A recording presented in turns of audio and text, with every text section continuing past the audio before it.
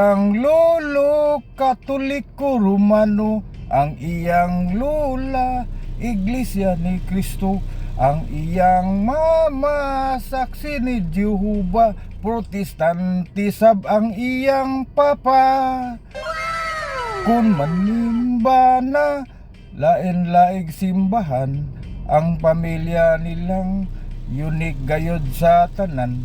Walay samok nahibulong ang uban, bisan lahin silag tinuhuan.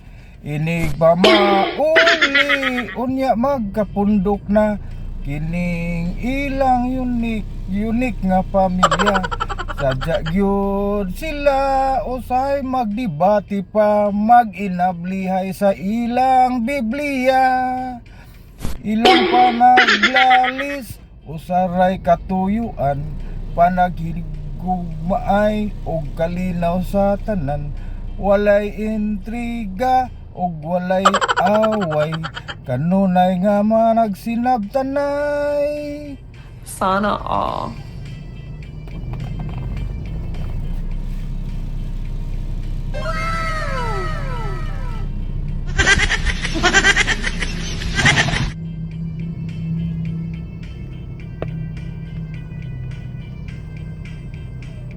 Inig pa mauli unya magkapundok na, kining ilang unique nga pamilya.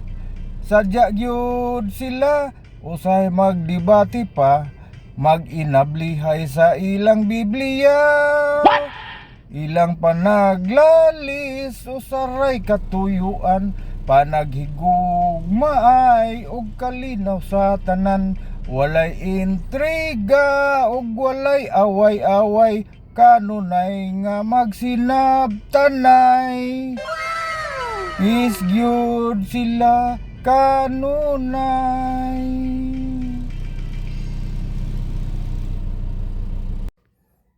Paki-share lang yung video ko guys, kahit sa ganitong paraan malaki ng tulong sa akin. Sana all. Please like and comment,